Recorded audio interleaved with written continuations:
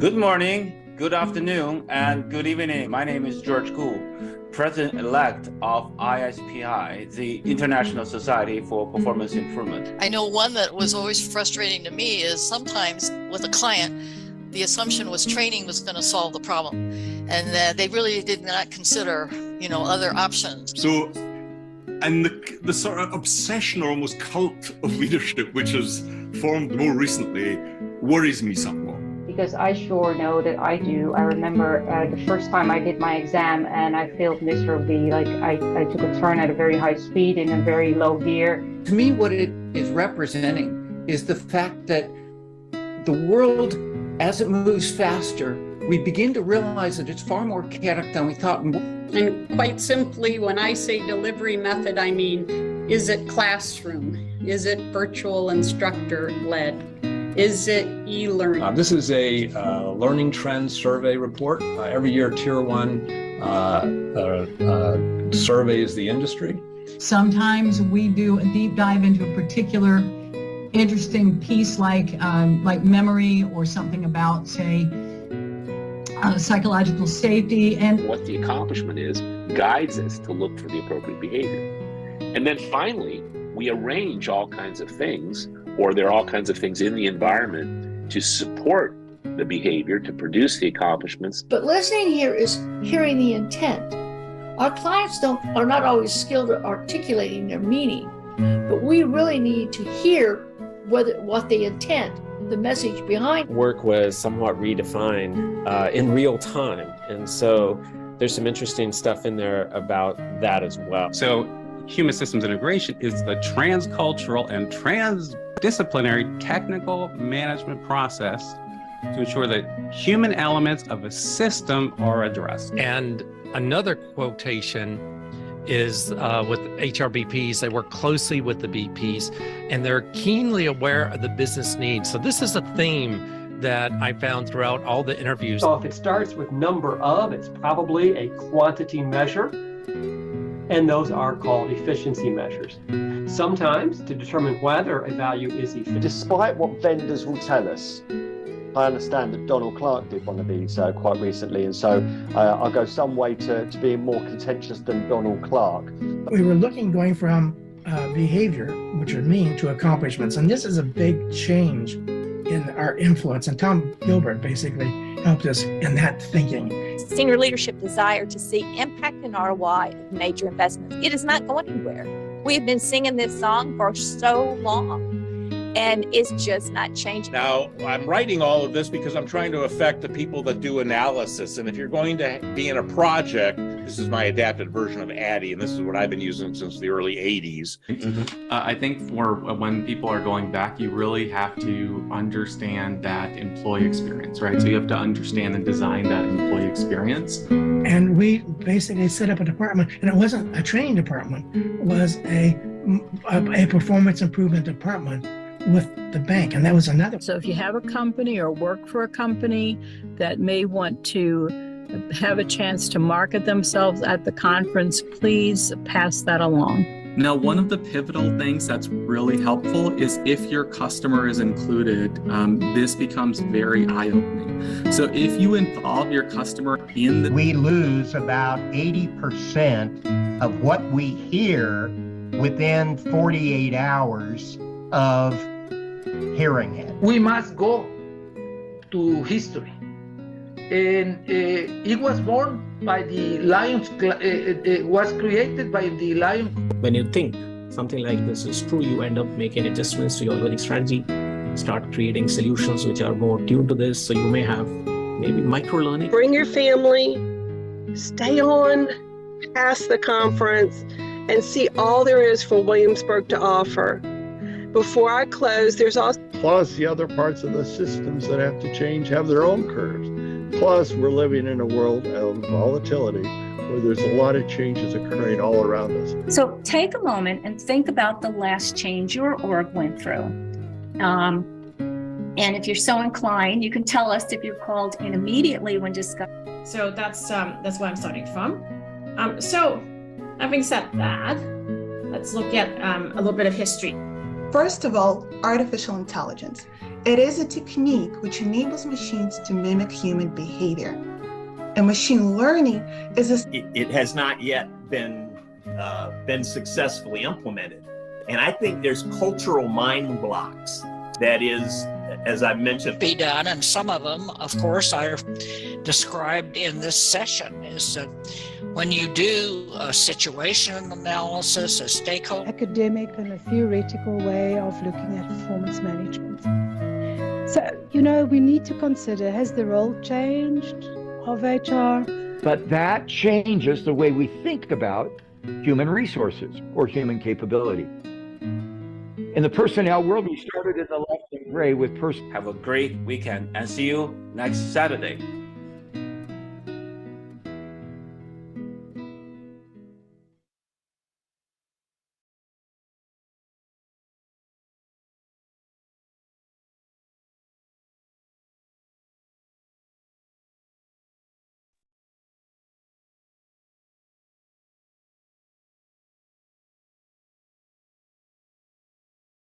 Good morning, good afternoon, and good evening. Welcome to ISPI Live number 34. My name is George Koo, President of ISPI, the International Society for Performance Improvement. For over 60 years, ISPI is dedicated to improving organizational and individual performance through evidence-based research and practice.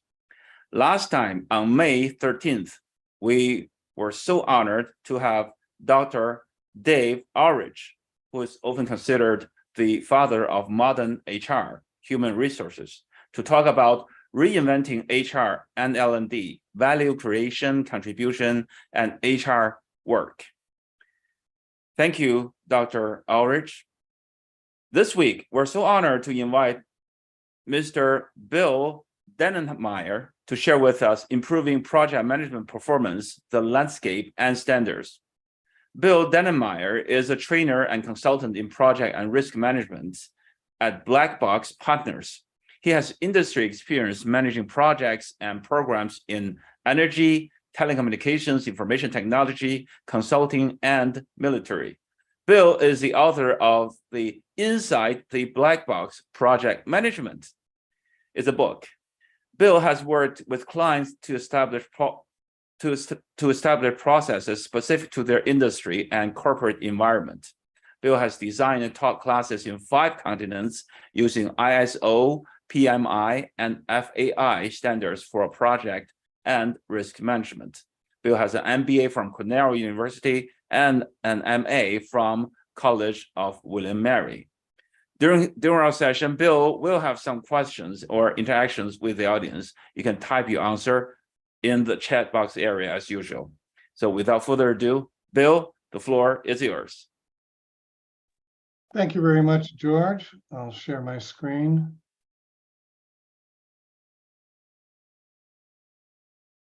And it should be up for you now. Is it? Thank you. This is improving project management performance, the landscape and standards. So my background is I'm a project management guy. Started my career in the United States Navy and managed projects for over 30 years, starting up telecom companies in Europe and doing large government projects in the United States. The BlackBox Partners, our company was started in 2006, but I won't spend too much time on that.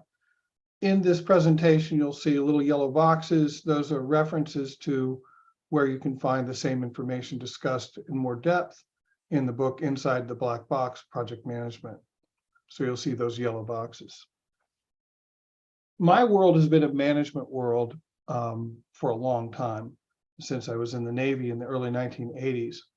When I went to Cornell and took accounting classes, they said that the basic assumption of accounting is that work is going to be done for what's called an ongoing concern. An ongoing concern, that means that the organization is in theory eternal.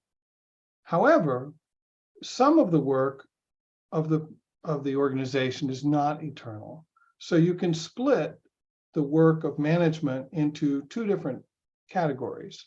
operations, which are continuous, things like HR, human resources, marketing, security, etc., and projects, which are temporary. And my world has been in this temporary projects world, and that's the world we're going to talk about today. But let's put the whole thing into context. This context diagram I got from the first edition of ISO, the International Standards Organization based in Geneva, Switzerland, ISO 21500, which was their first project management standard. And they said that within the external environment we live in, so we all of us on this planet are living within an external environment. We have hurricanes, we have shifts in climate, we have volcanoes that go off and cool things down periodically, as the dinosaurs sadly learned. The external environment exists, and the organization exists within that external environment. And as I said earlier, in theory, the organization, according to accounting classes, is eternal. So operations exist within our organizational environment. Operations create benefits, and those benefits should be aligned with an organizational strategy. So given the organizational strategy and the external environment, opportunities arise.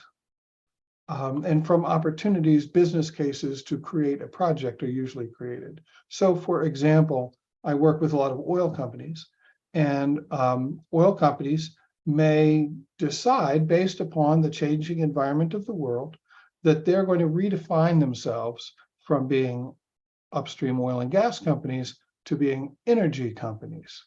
Well, now that they've got an organizational strategy as an energy company, that creates opportunities, for example, along the Great Ring of Fire that exists in the Pacific, to do geothermal drilling of wells for energy in Indonesia. I was privileged to go there one time. So if you want to do something like that, you have to write a business case. And that business case, if accepted, goes into the project organization. The organization of the project organization sets all of the context for project management, how it's to be done, how it's to be documented, how it's to be reported upon within a given company. So in the case of our Indonesian geothermal well, the Indonesian geothermal well would be a project inside the project organization. Projects create deliverables. That's what we do. Sometimes those deliverables go to a customer. An oil service company, for example, may create a well for someone else, and then that causes money to go into operations. Sometimes projects are delivered into operations themselves. So when I was doing startup telecom companies, we would create a system which would be launched into the organization for the organization to use. And that's how all of these things fit together. There's operations and there's projects. Classically, in project management, the project management that people as old as me grew up with, there was a world that was called a predictive project management framework, where we had a set of requirements that would be created, and we would plan for those requirements. Then we would design our solution based upon that set of requirements. Then we would create the solution based upon that set of requirements, test it, and release it to the customer. Back in the 80s, I wrote was part of the application development team creating a system for Marriott Corporation, their architectural division. It took about 3 years to do, and I was writing programs using COBOL and DB2, and you can read about those in your history books. But since the dawn of civilization, predictive projects delivered fixed scope. We said what we wanted, we delivered what we said we wanted, like a good pizza delivery person. The default framework changed, though, in the 1990s. And what happened is, in the 1990s, cracks were created in the framework because predictive projects themselves take time. As I said, that Marriott major IT project I worked on took 2 or 3 years. But in the 1990s, the pace of technological development accelerated so that huge changes would occur while you were developing your project. So the rate of change of technology increased so rapidly that major systems were being delivered to obsolete platforms. So the system delivered to an obsolete platform would just become a failure, even though everyone did exactly what they said they were going to do. And those huge technology project failures caused the people who manage projects to rethink how they managed projects. They realized that scope in information technology and in where my world was at the time, telecom, that scope had become fluid. Scope was changing all the time, and therefore we had to do projects in an environment that was rapidly changing. So in the 1990s, they came up with a thing called Scrum, and XP and a couple of other alternatives were come up with to accelerate IT development projects. And so everyone wanted to deliver the project faster so that the technology didn't have time to change underneath the projects that were creating applications on them. This led to a thing called the Agile Manifesto in 2001. There's actually a agilemanifesto.org, I think is the name of their website, where they have their manifesto posted. And it's pretty much taken hold throughout the high-tech scope fluid world. At first, they realized that their new methodology was good for small things, but not big things, big projects.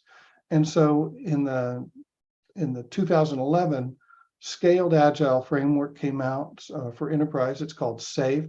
There's other large project methodologies also, like Scrum of Scrums, etc. But at first it was for small jobs, and then it went to be large jobs. So what happened is, because they came up with this new methodologies for managing projects, there was this another split. Remember, the first split was between projects and operations. The second split is between physical projects, the physical world, where scope doesn't change rapidly, in the virtual world, where scope changes very rapidly.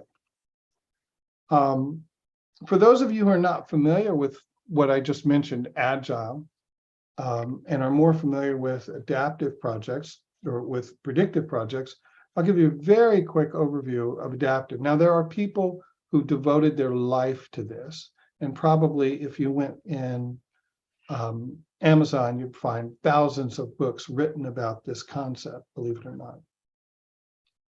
But in the adaptive life cycle, instead of creating a set of requirements and then designing those requirements and creating those requirements, testing those requirements, and delivering those requirements, what they do instead is they break the whole thing down. They say scope is fluid and time is fixed.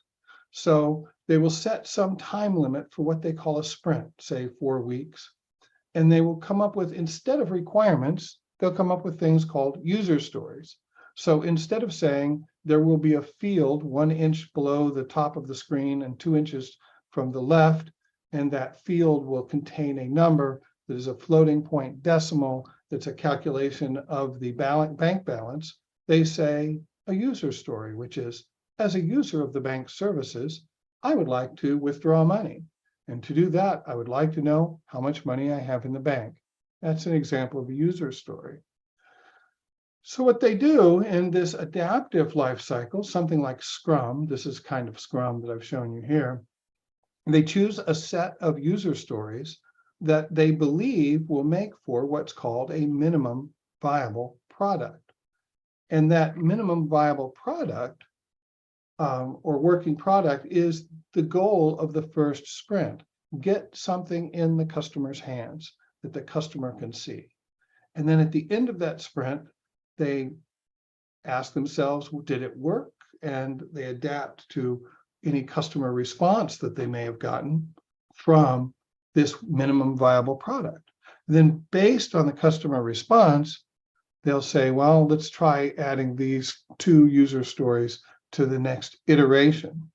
So at that point, they'll then work for 2 to 4 weeks on that sprint. Every day, instead of planning things out and documenting things in advance, instead of having a design, they just stand up each morning and say, what did you do yesterday?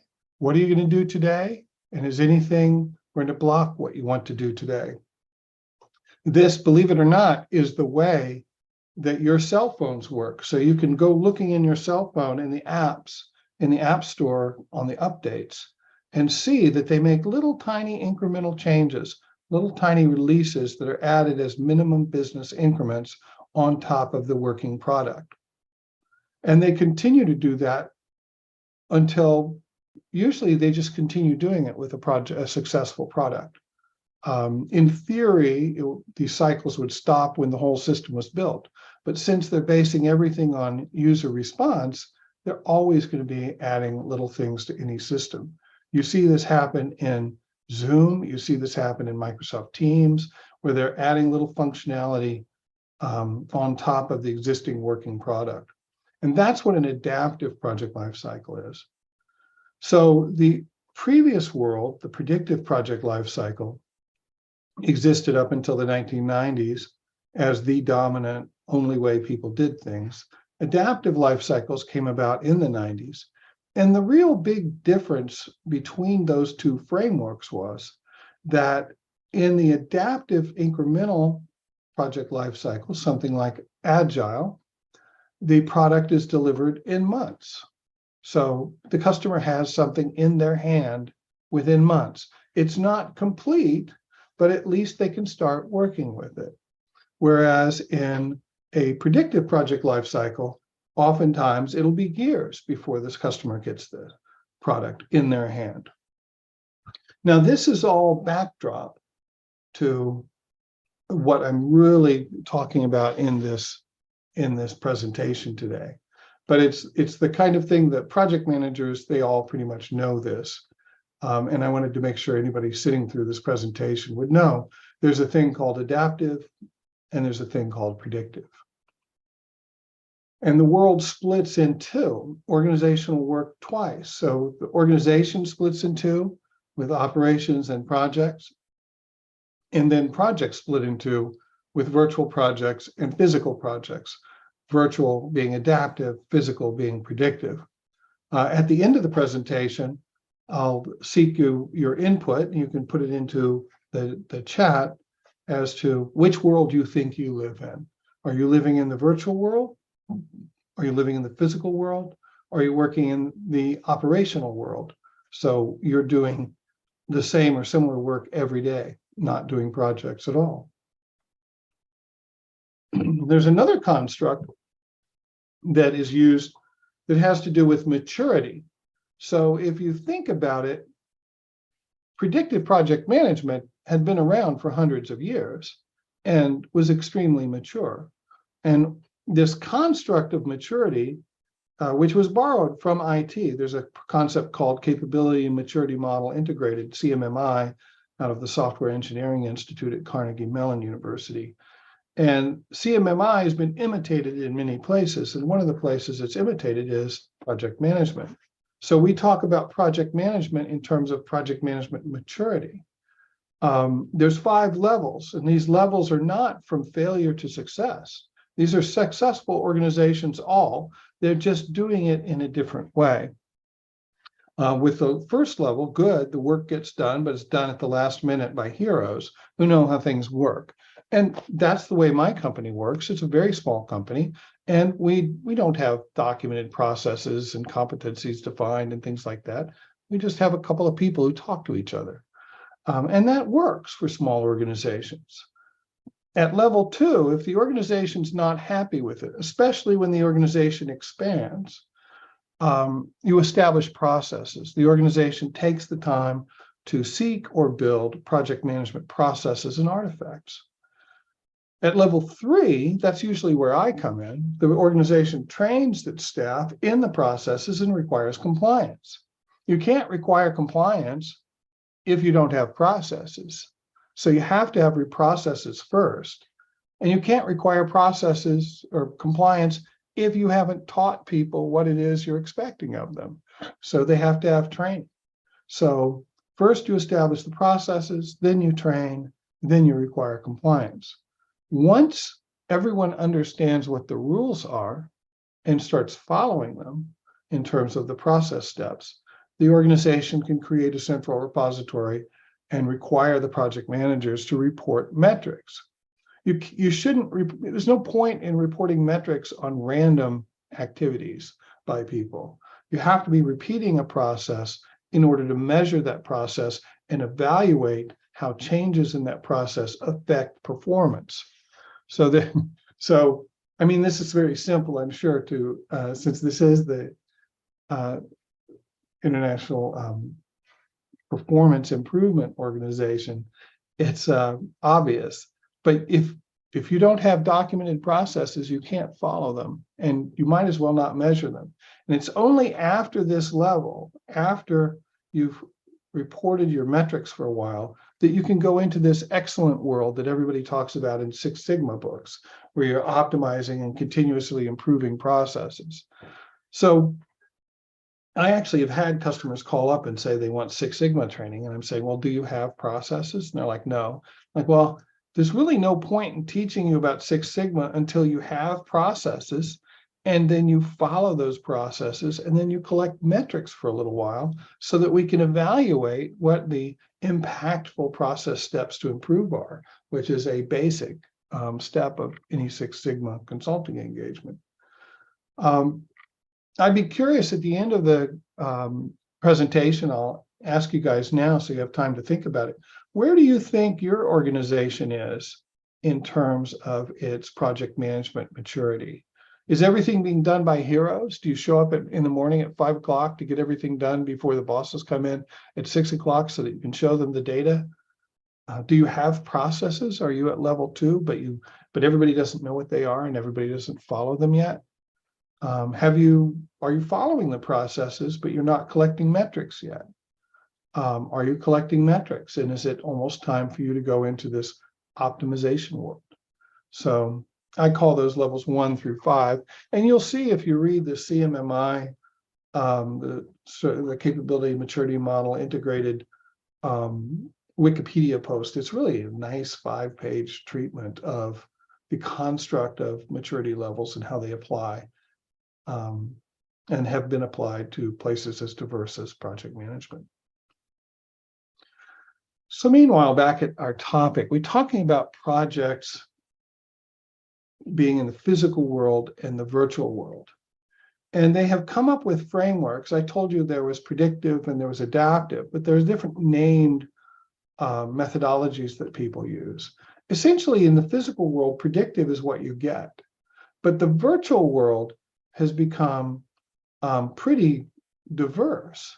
You have Scrum, you have XP, you have Agile, Disciplined Agile, came out a few years ago. And for big virtual, you have Scrum of Scrums and SAFe. So in the virtual world, because it's inchoate, because it's being formed right now, the virtual world has a lot more creativity going on in it in terms of different named methodologies, people trying different things to see what works. In the physical world, predictive pretty much rules. And then in the world of standards, and I'm a trainer, and I know a lot of the people in this group are trainers, people who teach other people stuff. In training, you have to use a standard so that people can see what the rules are. And you might as well use rules that multiple companies and industries follow. So there are different standards out there for physical and virtual projects. For those of you in the Commonwealth of Nations, Prince 2, developed by the UK government, is really for IT. The original Prince had an IT term in the middle of it, projects in a controlled environment. Prince 2, I've met people from Nigeria, Australia, Canada, Scotland, England, etc., who were Prince 2 certified, in that was the standard they adhered to. In the United States, the Project Management Institute was formed in 1969 and is now global. And they have a thing called the Project Management Body of Knowledge. Now, there are 1 million people worldwide who have the certification that the PMI came up with. And previous to 2020, the PMI, the Project Management Institute, and PMBOK 6, the 6th edition of their standard, was pretty much a physical world project. It was a standard. It was 750 pages long, and it was laborious to get the certification for it. However, they decided that they were going to leave the physical world behind and go after virtual world projects. And so the 7th edition of the PMBOK, which came out in 2021, that version, or 2020, that version of the PMBOK, the project management body of knowledge, is firmly sitting in the adaptive virtual world. There's another thing called the International Project Management Association, or IPMA. They publish a standard that can be used. Now, the one that I use, and the one that I think is probably the best one for physical world projects, which is what most of my customers do, is the one from the International Standards Organization, ISO, because everybody knows ISO 9000, the quality standard. Everybody should know ISO 31000, the risk standard, but their project management standard is ISO 21502, guidance on project management. And that's the physical world. Remember, though, that standards tell you what you should do. They don't tell you how you should do the thing they're telling you you should do. It's that how question that causes people to write books and classes teaching people what's in the standard. The difference between these two standards of the Project Management Institute is kind of interesting what happened. After the Project Management Institute certified 1 million PMPs, that's people certified in the PMBOK guide, they decided to start competing with for-profit organizations. They bought Disciplined Agile, and they issued it as their own. And in 2021, they revamped their standard and certification to the adaptive mindset. However, the problem occurs, okay, so 1 million people worldwide are certified in PMI, but PMI just took the standard out from under them by adopting virtual world. Now, if you're in IT, you're thinking that's a great idea. But in physical world projects, scope is still fixed or begrudgingly changed, meaning if you're going to change the scope of a physical world project, you need to justify it carefully, because nobody wants to drive over half of a bridge.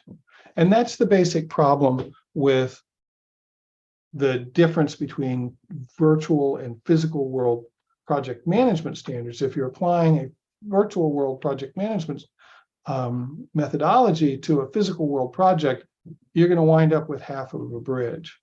And nobody wants to drive over half of the bridge. What's interesting, and so those of you who are watching this notion in this slide is not widely known. Not many people realize what PMI did. Not even the PMI people realize what they did in some cases. And industry has not figured it out yet. So I will get telephone calls from pipeline companies that ask me for PMP certification, and I tell them, are you doing IT? And they say no. And I said, are you building a standard pipeline from between 2 points? They say yes. And I say, well, I don't think this standard is the one you should be going by. There's another reason, and I'll show you. You might wonder, why would PMI do something like abandoning half the projects or all the physical world projects? This is an example of why they abandon the world of physical world projects. This is the diagram that you'll find on the internet all over the place of how SAFE, Secure Agile Framework for Enterprises, is done. And I do like SAFE. I think it's a really great program, or it's a great framework for managing a large project. But in this diagram, there's all sorts of people. And this is the way big projects in IT are going to be managed. People, more people, product owners, scrum masters, business owners, epic owners. Over here, we have the system team, we have the COP, we have shared services. There's people all over the place. Oh, look, here's our customer sitting right in the middle here too. Customer centricity. But what's missing? Who's missing from this slide? Well, who's missing from this slide is project managers. And I believe it was things like this, where Secure Agile Framework for Enterprise came out, defines a universe of big projects. This is how big projects are managed without project managers, that scared PMI. And PMI, because they got scared, decided to turn their back on physical world projects and try to run to the front of the parade on virtual world projects. So let's talk about these frameworks. When I talk about these frameworks, it might be confusing, so let me be clear.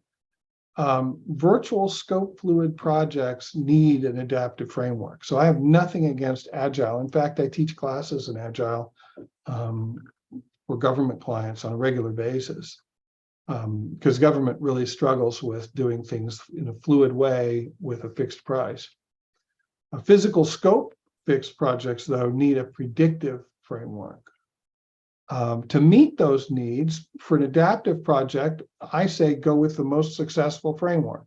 So build your competencies for adaptive projects around Scrum for small projects and SAFe for large projects, because those are two established strong standards out there, strong frameworks as they would prefer to be called. And for predictive projects, you need to build your competencies around something like ISO 21502. The ISO standard for both small and large projects. The reason why I prefer it is it integrates with all the other ISO standards. So if you're already a manufacturer doing ISO 9000 work, or if you've adopted the risk standard, ISO 31000, ISO 21502 fits neatly in with that standard world, which I think is much preferable. So how do you do this, improving predictive project performance? Well, this is kind of the shameless advertising portion of this picture.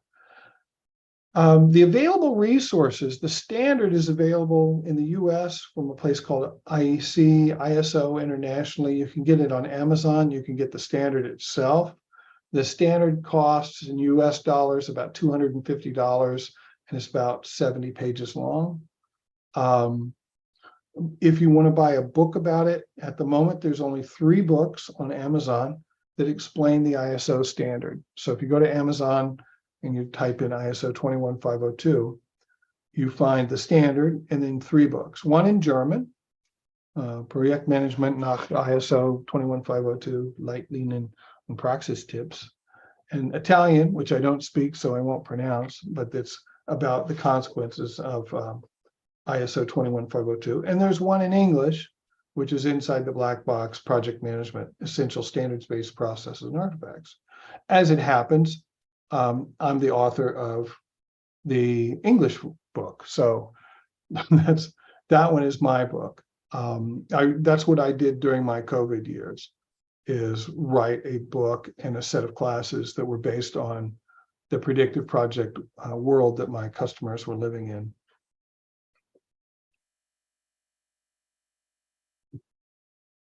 So that's been a half hour of your life. Let's open it up for questions. So first, and George will be proctoring the questions for me, which I deeply appreciate. Which world are you living in? Using the chat.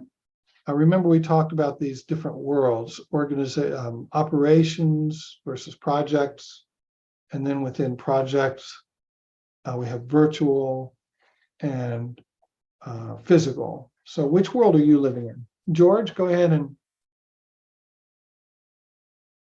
Yeah, you have asked those questions and not a lot of answers, and you can go on, Bill.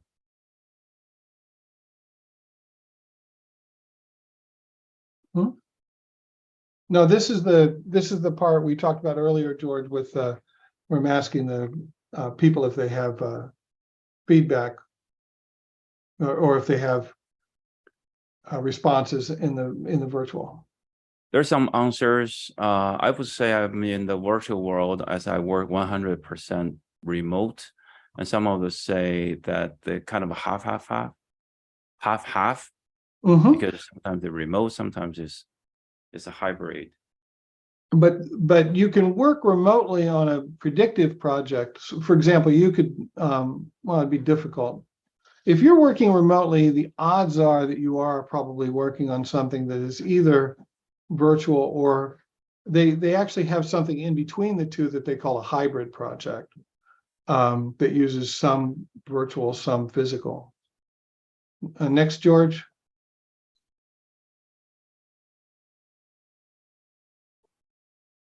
I'm in Maryland working with a company headquartered in California. I work on the virtual and operational realm. Yeah, and you can be the use of virtual tools it can be done in operations. It's done in operations all the time. People regularly are talking to HR with phone, and the HR is logging in remotely. But to create the virtual environment, to create the applications that you use, you would use a virtual project to build the application, the computer application. Next, George. People are answering your next question about the maturity level of your. Oh, okay. Yeah. And the next question we can do either, just bounce either one off. What level of project management is your organization at? Where are you? Some people say between 3 and 4. Some people level 2, and maturity level. The other answer is it bouncing between level 2 and level 3? It feels like we take 2 steps forward and 3 steps back. And also another answer, why wouldn't agile look solutions work? Like, why wouldn't agile like solutions work for each piece of a physical project? That's how bridges are built. Because with agile, I mean, if you're talking about a pure Scrum environment, and people who are like really bought into agile are like people who've bought into a religion, and they'll tell you their religion works for everything. The agile mindset, which you'll see if you look at the agile manifesto in 2001 with the customer centricity and working software. They actually say working software over documentation. That mindset could be applied anywhere. But the actual framework, Scrum, where you have teams of 4 or 5 people working on user stories, that's not going to work on something where the entire design of the bridge needs to be approved by the government or by some agency, architectural agency, before construction can begin. If you think about it, that's the reason why bridges and buildings fall down in some countries when there's earthquakes. And in other countries, they just shake around a little bit. When you see something that's built haphazardly and by people waking up every morning and deciding to do something new, that's troublesome. And it doesn't work very well in the physical world. So yeah, you can use agile philosophy in everything, but agile process framework, not so much. Next question, George. And previously, people answered the maturity levels, the level 2, between 2 and 3, between 3 and 4. Okay. Yeah, as I said, if you look at, for example, you can look at the history of a given company. When Microsoft first started in 1984, the way that Microsoft got big is they made a pitch to IBM. Microsoft thought they were going to sell their BASIC program and their compiler for BASIC. But what IBM asked for is IBM asked for an operating system. And it was on a Friday. And Bill Gates lied. And he said to the IBM guy, yes, we have an operating system. I'll show it to you on Monday. And then he left the meeting with Ballmer, and they knew a guy across town who had back engineered a operating system called PCM, and they went and bought that from that guy. And over the weekend, Bill Gates personally hacked that program to say DOS 1.0, Microsoft DOS 1.0. And that was their operating system they showed to IBM. And that was the operating system that started the big launch of Microsoft. Now, was that a level 5 organization? Absolutely not. Absolutely not. It was a level 1 organization. But were they successful? Absolutely. They were a successful organization. They were just working at level 1. Now, over time, they worked their way up to level 2, 3, 4, 5 as they were working forward. So you can actually ride the curve up. I've seen in the recent years when we had the problems with COVID, and also we had an oil crunch right before the problem with COVID in 2015, the price of oil dropped. I saw organizations go all the way up to level 4 and then all of a sudden slip back to level 2 and level 3, where they started cutting staff, and that caused them to stop following their processes and stop collecting their metrics, stop reading the metrics that were collected. So you will see organizations move up and down. It takes management devotion. Any other questions, George? No, we're good. Okay. Well, that's what I had for you guys today. Is that, should I draw it out, sing you a song? Whatever you want to do. Okay.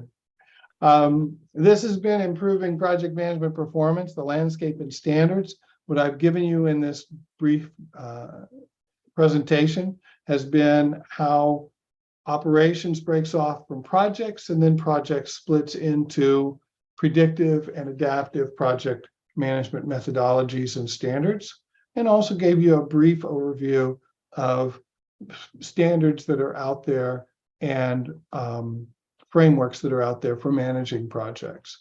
You will, as managers, probably encounter the language that was in this presentation during the course of your career.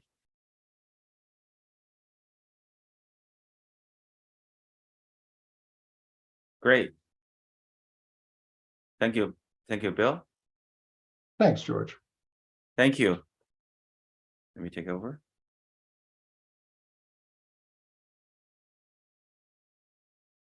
Thank you, Bill. And that brings us to the end of the 34th episode of ISPI.live.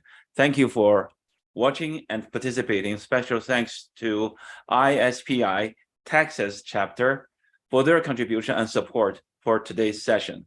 ISPI Texas chapter. Thank you. If you're happy with the session, please like, comment, subscribe, and share. ISPI.live, yes, it is a website.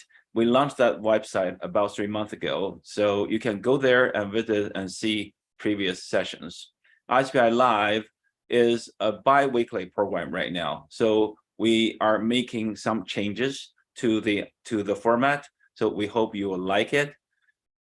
We thank Bill again for today's sharing, and Maru Wilson and Jennifer Romer today as the operator on the background. Thank you both.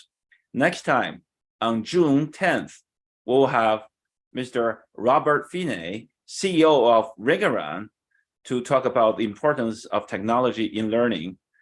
And Robert was the keynote speaker at the ISPI annual conference last month at the end of April in Williamsburg, Virginia.